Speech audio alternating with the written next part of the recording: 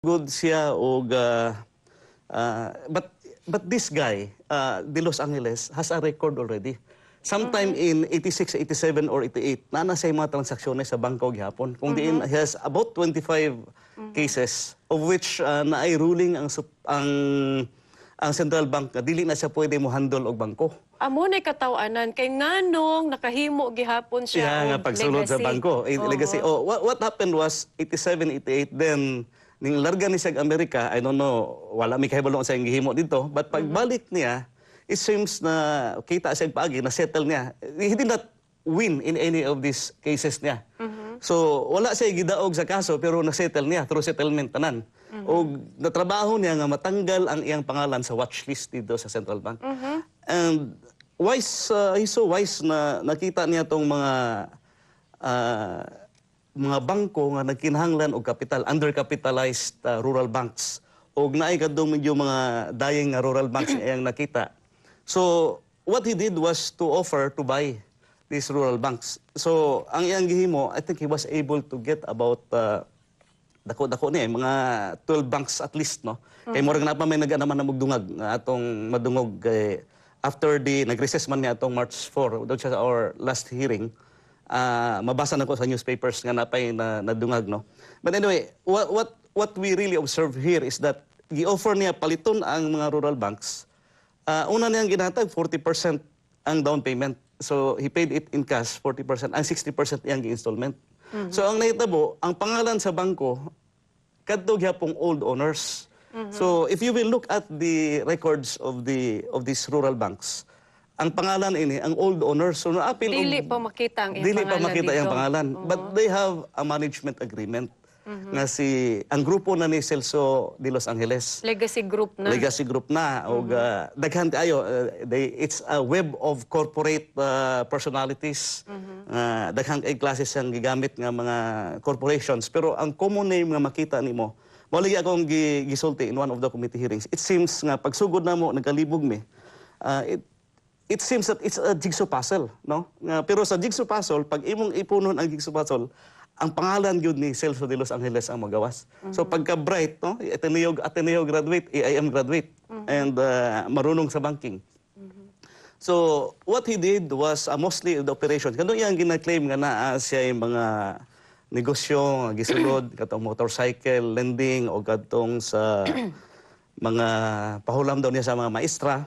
What happened was na-audit ang Central Bank. Nga mong gipakita sa Central Bank, nga gipresent ko dito sa Central Bank sa MOA during our committee investigation.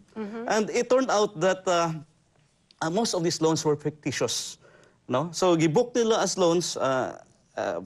There were loans in Mindoro, there were loans in Batangas, a lot of areas. Pero dili tinuod nga loan di ay. Dili tinuod nga loan. O siguro they had a sample of 100 or 200 ilang nakita kasagaran nan existent. Ang uban bogus na. Bogus nga nagipahiran nila motorcycle loan pero fisherman nga wala siya nagkinahanglag motorcycle.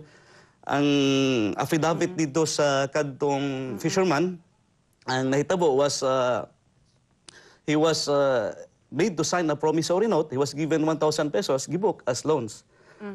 Ang complication ini, ang uban proceeds sa loan nga sa padulong gi-deposit, no? Gi-deposit. Ang uban if you will trace na trace man. Murag ipatuyok lang ang kwarta, no? Ipatuyok ang kwarta. There is no real money involved. Some of it went to the personal account, we heard, no? Of Mr. Celso de Los Angeles. Of Mr. Celso de Los Angeles. So munay na kitaan dito sa investigasyon ninyo. Yes, unya karon pagsira sa bangko, kaning uban nga naka-deposit come from fictitious loans. So karon siguro pagbalik na mo, although during our investigation sometime in March 4, amo po nang na-take up dito with the PDIC nga dapat i-segregate yun sa PDIC. So unsa gyud tong loans nga deposits nga kadtong deposits nga legal, deposits nga walay question, o katong deposits made, deposits made nga kadtong duol na magsira ang mga bangko. Because if you will notice, about 90+% covered by PDIC insurance. So ilag yung gipang buak-buak o tag 250,000 para mabayran sa gobyerno or mabayran sa atong insurance premiums. And tama po although ang central bank, I would say, di na to po masisi ang central bank because they saw it. They saw it. In fact, they filed cases, but they were given temporary restraining order sa Court of Appeals nga ipahold tong ilang pag-take over sa mga rural banks. So what happened was ang legal battle ning taas-taas mo tong nakakuha pa siya daghan pang deposits. Ayun. During the time nga nag-first og sulod ang central bank, I think was only 6 billion pa ang liabilities. Ning abot na og mga between 12 to 14 billion after the case. So I think one of the congressmen, si Congressman Rufus Rodriguez, is inviting some of the, I would say, associate justices nga nag-issue ni adtong TRO, TRO. Oo. I think that would be TRO pa. that would be taken up this coming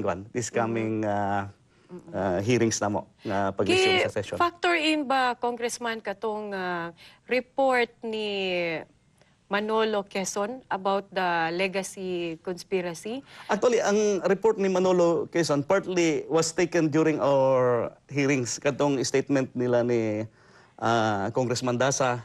And almost every day during our hearings, covered man po siya sa ANC. ANC. So, all the documents that were submitted to us. In fact, gusto na nako mangayo kay voluminous na kayo. Daghan na kayo og taas-taas na gyud ang na-cover. Unsa ka factual tong report ni Manolo Quezon as presented ug sa inyong committee hearings po? Very well researched. Maayo pag research niya.